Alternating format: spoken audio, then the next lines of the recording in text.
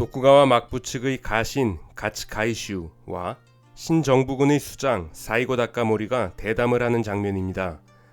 막부를 타도하려 하는 사츠마, 초슈, 토사가 중심이 되어 일본 최대 규모의 내전으로 불리우는 보신전쟁이 시작되었고 신정부군은 에도 입성을 눈앞에 두고 있는 상황이었습니다. 하지만 도쿠가와 요시노부가 싸우지 않고 에도성을 넘기는 것으로 결정하면서 15대 260여 년을 지속해온 도쿠가와 막부는 막을 내리게 되죠. 에도성 무혈 개성이라는 표현으로 불리우는 역사적 장면을 만들어내었던 이 중요한 회담에서 이 둘은 역사 드라마에 나오듯이 에도 표준어와 특유의 억양이 있는 사츠마 방언을 통해 서로 깊이 있는 대화를 나눌 수 있었을까요? 오늘 영상은 이러한 의문으로부터 출발합니다.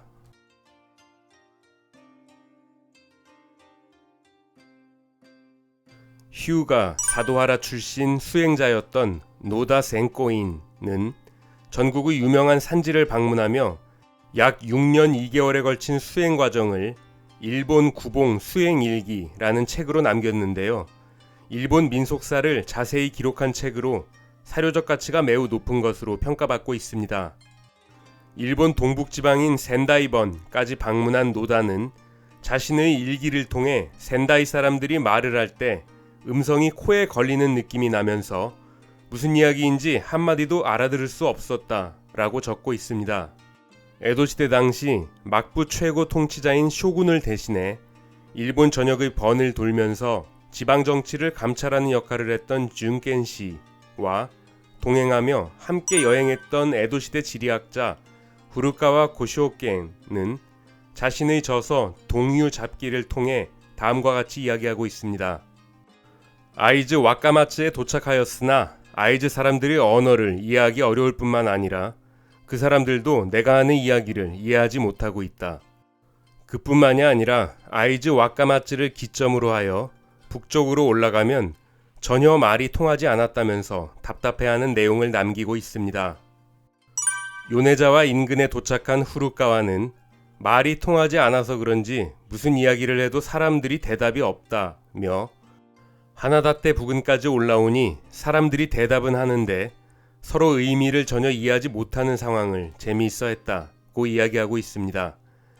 노시로에 들어온 후루카와는 의외로 이 지역 언어를 이해할 수 있었다고 적고 있는데요. 당연히 언어가 통하지 않았어야 말이 되는 상황으로 보입니다만 이게 어떻게 된 일이었을까요?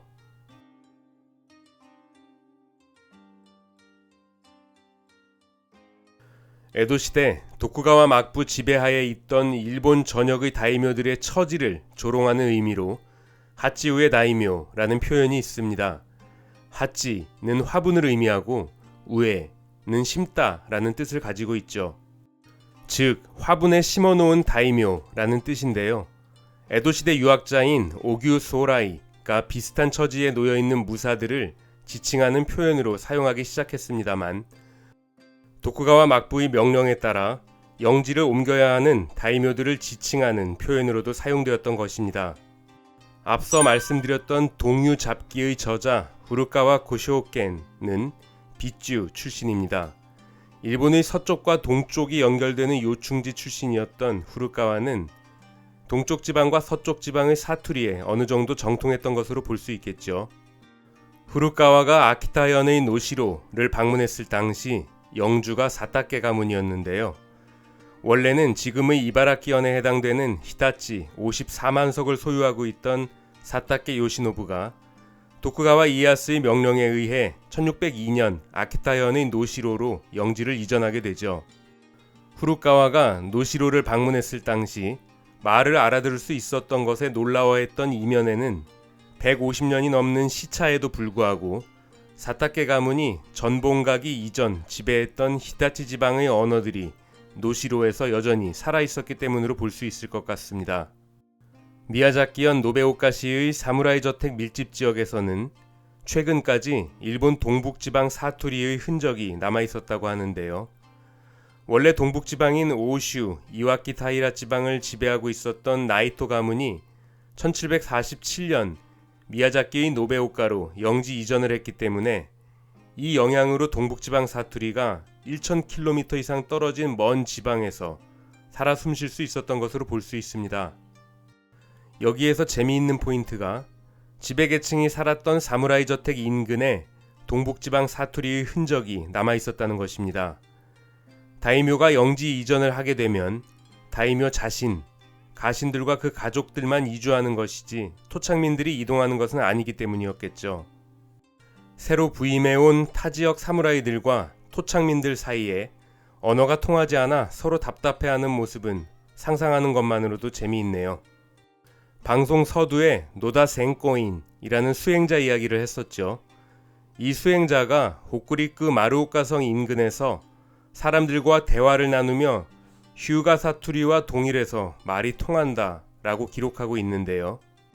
이 당시 호쿠리쿠 마루오카성의 영주였던 아리마씨 역시 원래는 큐슈 노베오카를 지배하고 있다가 1695년 영지 변경 명령을 받고 호쿠리쿠로 이전해 왔던 것입니다.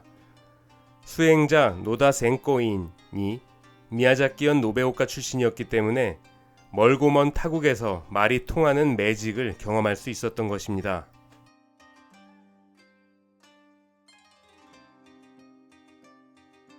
보신전쟁에서 신정부군으로 승기가 기울게 되면서 동북지방의 동맹 번들 역시 속속 항복하게 되죠.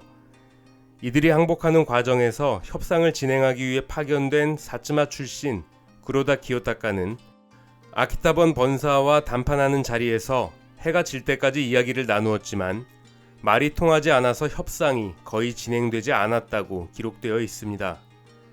첫 장면으로 돌아가 보도록 하죠. 가츠카이슈는 사이고 다카모리와 정상적인 대화가 가능했을까요? 안타깝게도 이를 입증해 줄 수 있는 문서는 남아있지 않습니다. 다만 지금까지 진행해온 이야기로 미루어 볼 때 말이 통하지 않았을 확률이 높겠죠.